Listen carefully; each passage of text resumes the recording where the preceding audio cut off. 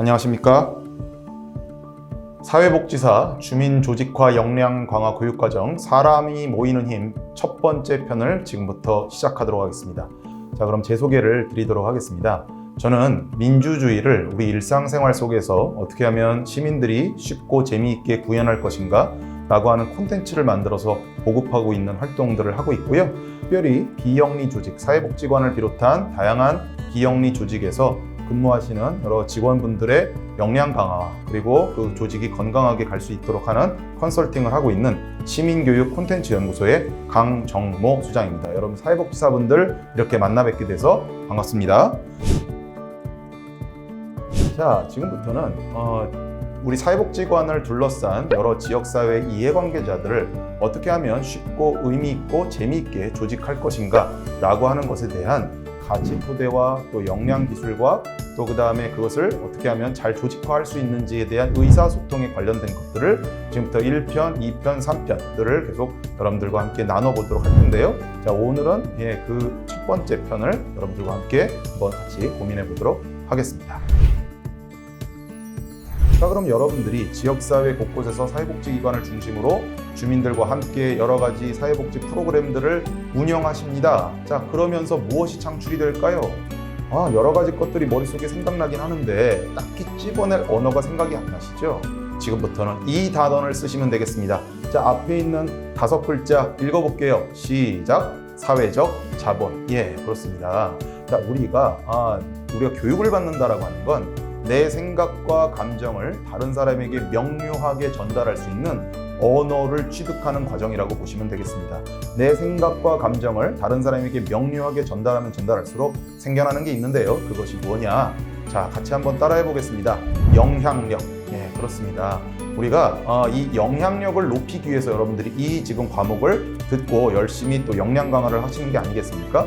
자, 그렇습니다. 우리가 우리 사회복지사들의 영향력을 높여서 지역사회 주민과 지역사회에 영향력을 미쳐서 변화시키기 위해서 여러분들이 이 과목을 듣는다. 또 여러 가지 역량 강화 활동을 한다. 그렇게 알 수가 있겠습니다. 자, 그런데 지금부터는 주민 모임의 시작을 어떻게 하는지에 대한 여러 가지 관계 형성 방법들을 살펴보도록 하겠습니다. 자, 이것은 제가 이제 강의를 하고 그 다음에 또 실습 장면이기 때문에 참고 자료로 여러 가지 실습의 상황들을 제가 스태프진들과 함께 실질적으로 실습하는 내용들을 중간중간에 여러분들 참고 동영상으로 들어갈 겁니다. 자, 그러면 우리가 시작을 할 때는요, 여기 밑에 써 있는 대로 우정과 환대의 그 분위기를 어떻게 만들어내느냐가 시작의 방법론의 목적이라고 할 수가 있겠습니다. 작 데리다라고 하는 사람이 이런 얘기를 했는데요. 읽어볼까요?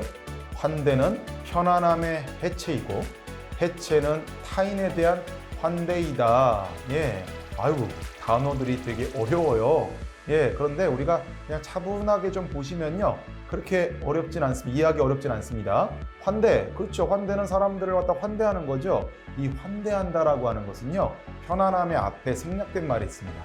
나의 편안함을 해체하는 것이다 라고 하는 거죠. 자, 그러니까 어떻습니까? 예, 부담이 갑자기 되시죠? 그러니까 상대방을 환대한다라고 하는 건 내가 하는 방식으로, 내가 좋아하는 방식으로 상대방을 환대한다고 해서 상대방이 환대를 받는다라고, 내가 되게 환대를 받았다 라고 그렇게 생각할 가능성이 별로 없다라고 하는 것입니다.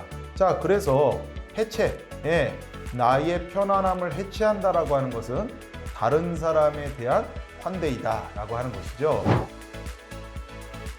환대와 해체를 균형 잡게 만드는 방법들을 지금부터 들어가 보도록 하죠. 자, 이것은요, 일부 여러분들 예를 들면 여러 가지 워크숍, 그 다음에 조직 팀빌딩에서 여러분들도 일부 또 경험을 하신 방법 중에 하나이기도 합니다만, 그것을 어떻게 하면 주민조직 현장에서 우리가 쓸 것인가 라고 하는 해석적 관점에서 여러분들이 들어가 보시면 되겠습니다. 요즘에 이제 그 코로나 때문에 제가 아바타 그리기를 몇 년 동안 진행을 했었는데, 코로나 때문에 이게 마스크를 다 쓰고 계시잖아요. 그래서 이게 아바타 그리기가 진행하기가 어려워요.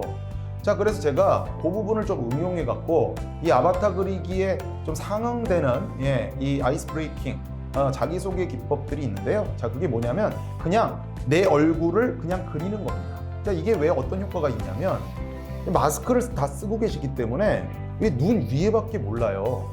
그렇죠? 자, 그러니까 서로의 얼굴을 뭐 잘 모릅니다. 그러다가 어쩌다가 이제 음식 먹을 때 마스크 살짝 내리면 되게 좀 낯설잖아요. 그렇죠? 그래서 마스크 벗은 모습을 내 얼굴을 종이에다가 그리라고 합니다. 자화상을 그리는 거죠.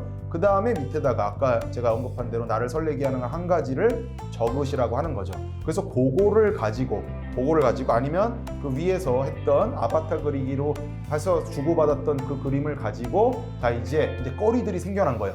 자기를 소개할 수 있는 거리들이 생겨나는 겁니다. 그래서 그걸 가지고 서로 간에 돌아가면서 소개를 하면 비록 이름은 모른다라고 하더라도 그 사람 붉은 노을, 그 사람 막걸리, 그 사람 이렇게 자전거, 자 이러면서 그 사람의 얼굴과 이미지와 뭔가 공감 가는 그런 어떤 기억의 지점들이, 키워드들이 매칭이 돼서 더 많이 알게 되는, 그리고 낯익혀지게 되는 그런 어떤 거리들이 준비가 될 수가 있다라고 하는 것입니다.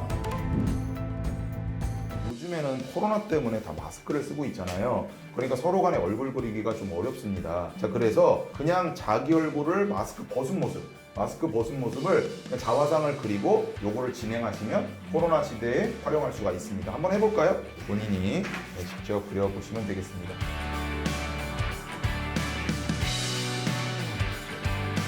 다른 사람이 그려준 그 그림이 훨씬 더 사실적이네요.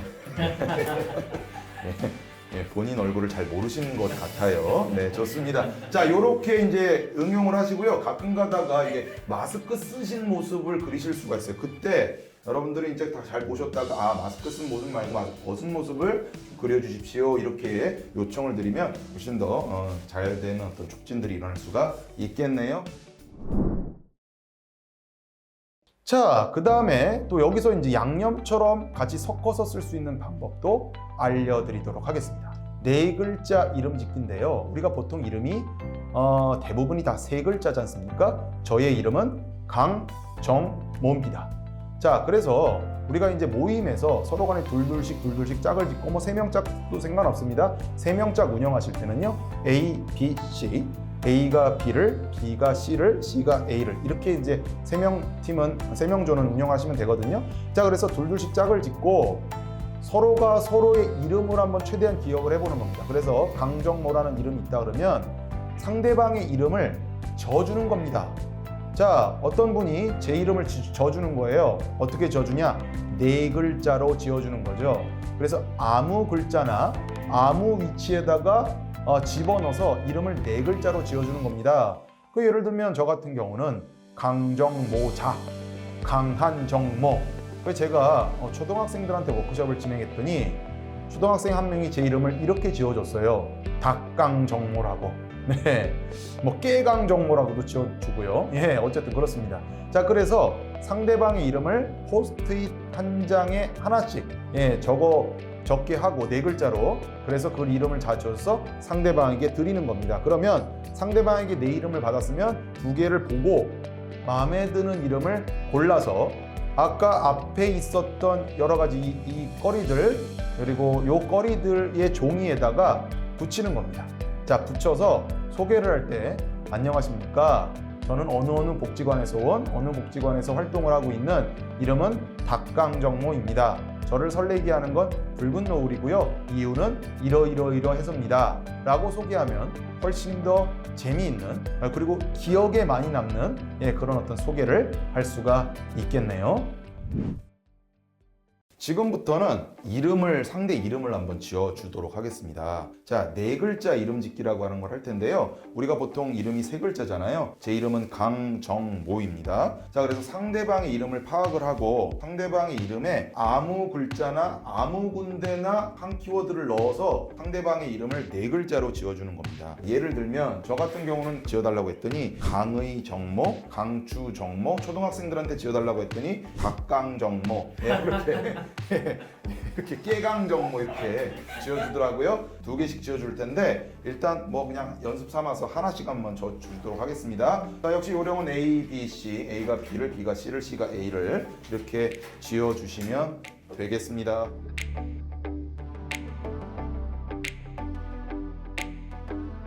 자, 그러면 원래 성함이 어떻게 되시죠? 원래 성함 천석 선생님. 네. 그런데 어떻게 지어주셨습니까? 승천호석. 예, 예, 승천하시길 바랍니다. 네, 지금 이무기시지만 이제 용이 되실 겁니다. 네, 좋습니다. 자, 어떻게 지어주셨죠? 원래는 공성영이신데요. 공성영생으로.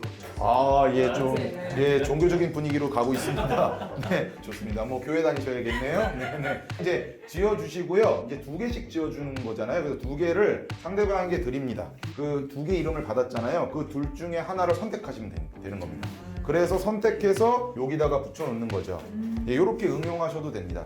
그래서 여기까지 하고 나서 소개를 해도 괜찮습니다. 예를 들면 이렇게 소개를 하는 거죠. 안녕하십니까. 저는 경기도 광명에 사는 이름은 박강정모입니다.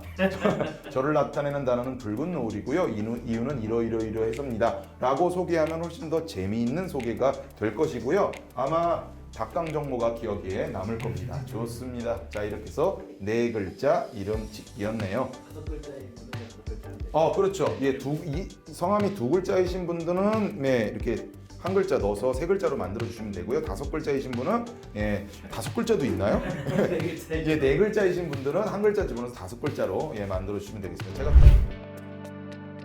여러분들 일선의 사회복지기관에서 여러분들이 열심히 활동을 하신 만큼의 성과를 높이기 위한 어떤 기술과 역량들이 필요하고, 그 다음에 주민과 함께 우리 지역사회를 더욱더 행복하게 만들어가기 위해서는 무엇을 고민을 해야 될지에 대해서 우리가 살펴봤는데요. 이런 과정을 통해서 여러분들이 좀 더 지속 가능하고 행복한 사회복지 활동들을 펼쳐내시길 바라겠습니다.